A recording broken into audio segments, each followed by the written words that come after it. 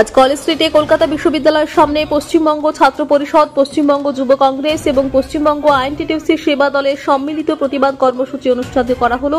পশ্চিমবঙ্গের কলেজগুলিতে মারামারি, আর্থিক দুর্নীতি, স্বজন পোষণ পেরিয়ে এখন ধর্ষণ, দেহ ব্যবসার কেন্দ্র হয়ে উঠেছে। মূলত শাসক দলের ছাত্র সংগঠনের জন্যই তৃণমূল ছাত্র পরিষদকে নিষিদ্ধ ঘোষণা করা এখন প্রাথমিক শর্ত হয়ে দাঁড়িয়েছে রাজ্যের কলেজগুলিতে পঠন পাঠনের সামান্যতম পরিবেশ ফিরিয়ে আনার জন্য।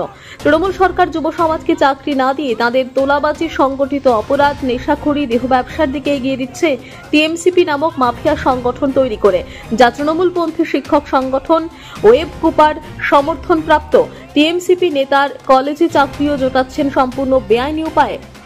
আশুতোষ কলেজের হেড ক্লার্ক বা তৃণমূলের ছাত্র যুবর জেলা সভাপতি। ওইদিকে দক্ষিণ কলকাতায় অবৈধভাবে 11টি সম্পত্তির মালিক সরকার, শিক্ষা প্রতিষ্ঠানে এবং প্রমোটার মাফিয়ার অসাধু সম্মেলন। এর বিরুদ্ধে পশ্চিমবঙ্গ ছাত্র পরিষদ, পশ্চিমবঙ্গ যুব কংগ্রেস এবং পশ্চিমবঙ্গ আইএনটিটিউসি সেবা দলের সম্মিলিত প্রতিবাদ কর্মসূচি প্রজেক্ট মুক্তধারা আন্দোলনের অন্তর্গত।